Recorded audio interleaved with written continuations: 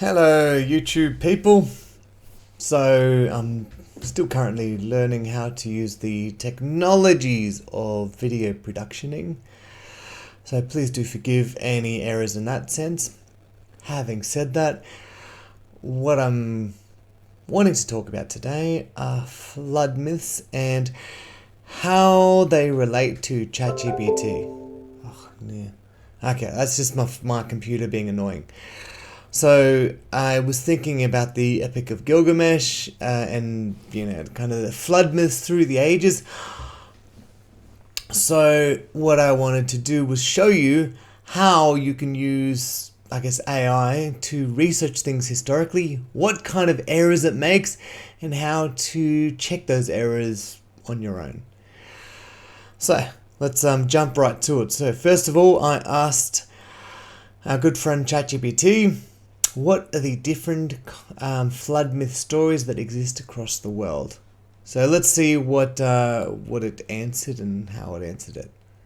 So I'll put myself up here.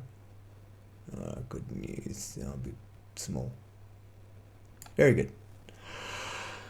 So, according to Mr. GPT, it said flood myths are among the most widespread mythological motifs across world cultures. These stories usually describe a great deluge.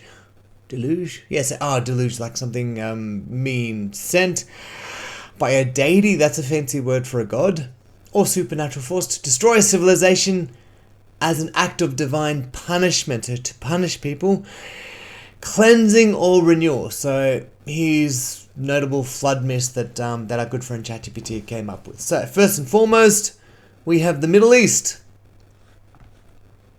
Where is it?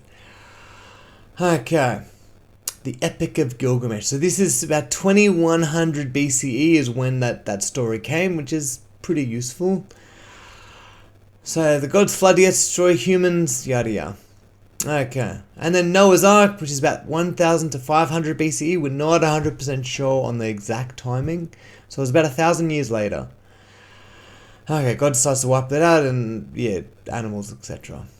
Okay, and then in Asia, we've got the Hindu myth, which is Manu and the fish. Okay, small fish warns Manu there's going to be a flood. Okay, cool, and there's a fish's horn. And then East Asia, you got in China, there's a Ganyu flood myth. Okay, cool, and there was flooding. Southeast Asia and Oceania, so in the Dreamtime, they talked about there being floods. So, they must have had some idea about floods. And then Polynesia, they also talked about floods. Okay, in Africa as well, flooding and rebirth. And in the Americas, they also had, the Maya civilization, they had a flood myth, and the Incas had a flood myth. And I can't pronounce that. Ojibwe? Apologies for the pronunciation. And then the southwestern US, they also have another one of flooding. Europeans, geez, even the Greeks got into it. So they had a flood myth. Geez, so everyone's got a flood myth. Now my big problem with this is, do we know if ChatGPT is just coming up with this with, willy-nilly data, or is it giving us good data? So I asked a secondary question because my critical mind is going to go, well, should I believe you? You're an AI. Can you be trusted? Ergo, let's see what question we asked it next. Aha! Reference the sources that you have presented. So now we're going to see the sources that AI used and see if it's any good. Certainly. Here is a reference list of the floods mentioned, with academic and reputable sources for each. See how it says I've included primary text and scholarly analyses. What I'm interested in is primary text. So that's the primary source. If you're ever studying history, that is the clearest way you can find historical information. Alright, so Gilgamesh. What was it using? George A.R. What? Who's this dude? This is some Penguin classic. Alright, let's find out what this is all about. Yeah. What does Mr. Duck say? Ah, I see. Okay. So there was a man called Andrew George who translated the text. So now we've got to ask the question, is that a good translation? So that's all the question we have there. So I mean, I can't read old Sumerian text, so it's understandable that we use a translation, which is fair enough. Okay. And as far as the other ones, I guess we've got the Bible for the Genesis flood. Oh, and it even talks about Finkelstein and this guy. So the Bible Unearthed. What the heck is that book about? Let's have a look at that one. Alright. The Bible Unearthed. What a name. What's that all about? Ooh, that looks interesting. That looks very interesting. New vision of ancient Israel and the origin of its sacred text. There's some up here. Who's this? No. Israel Finkelstein. Who's the author? I want to know who this dude is.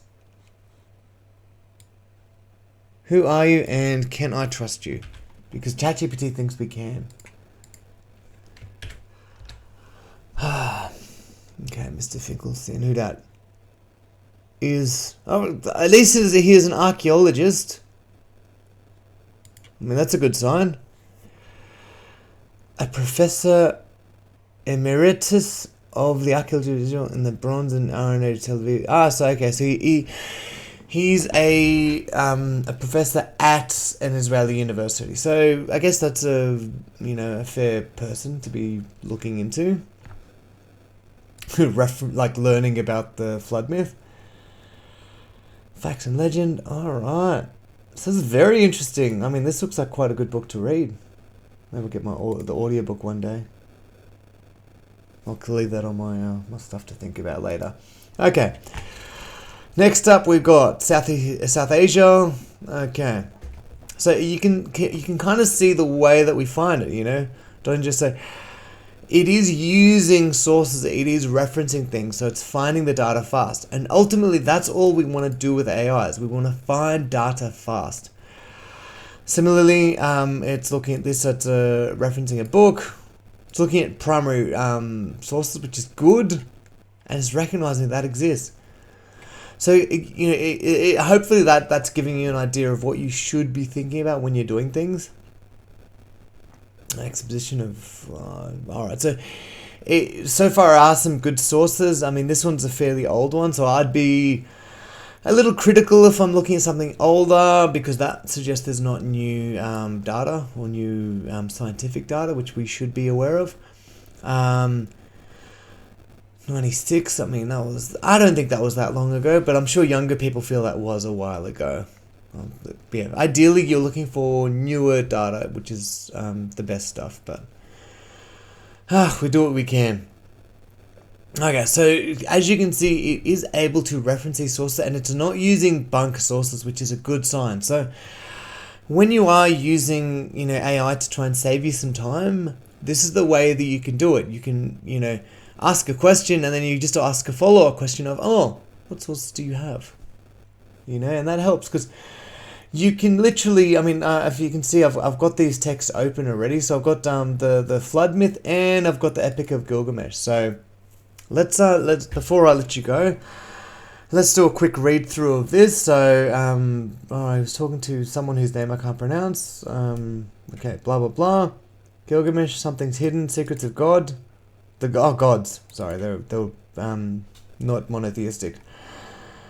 Where is it? Okay. Something about the size of the ark, it needs to be built. Interesting. I killed the oxen, poor oxen. And then I'm sure I saw something about days. Whoa! What's this? The gods, those of the Anunnaki. Wait a minute. Is this some sort of a... I've heard of the Anunnaki before. I think people are saying that's bad and there's a problem with the Anunnaki. I don't know, I'm stressed out now. At least one of us is stressed. I don't know if you're stressed. Are you stressed?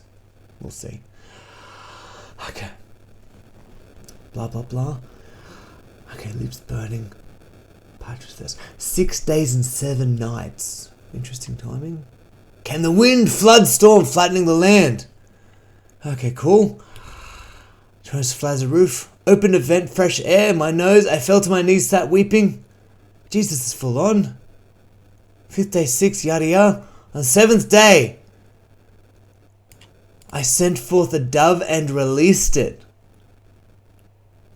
Okay, so the dove went off but came back to me. So after 7 days, a dove went and then released it. Okay. In the Noah story, Lord commanded him. Noah was 600 years old. That's an old fellow. Blah, blah, blah. On the 17th day of the month, on that day, all springs great leapt forward, the floodgates were opened, and rain fell on the earth for 40 days and 40 nights. Okay, cool. On that very day, his sons, yada, yada. I want to see the dove. Let's see. Lord flood of the earth. Okay, cool, cool, cool. Next page. Where's the dove? By the first came out together, Noah built an altar to... Wait. The dove! I found the dove! Okay, so after 40 days, Noah opened a window he had made in the ark and sent out a raven, and it kept flying back and forth until the water dried up. Then he sent out a dove to see if the water had receded from the surface to the ground, but the dove could find nowhere to perch, but there was water all over the surface of the earth. Okay. And then the dove, waited 7 more days, something about the 7, and again sent the dove out. When the dove returned to him in the evening, its beak was a freshly plucked olive leaf. That's meaningful. Then Noah knew that the water had receded from the earth. He waited 7 more days and sent the dove again, but this time it did not return to him. Oh, as we lost the dove. So, okay, does that give you an idea of how the flood myths kind of work as well? Okay. So, I hope that was relevant and interesting for you guys, and I didn't bore you too much with my history talk. And I hope that gave you a better idea of how to use AI when you are researching data, because if you use it well, it can save you a bucket load of time. I mean, this is stuff that I've read multiple times, but finding the correct sources quickly is challenging, so it's always a good way to save time. So hopefully we can save you a little bit of time and your work and studies go, it's more effective. Okay. If you like this, like and subscribe, comment if there's something you want me to talk about or a topic you want to see explored, and we will talk soon. Good to chat. Thanks. Bye.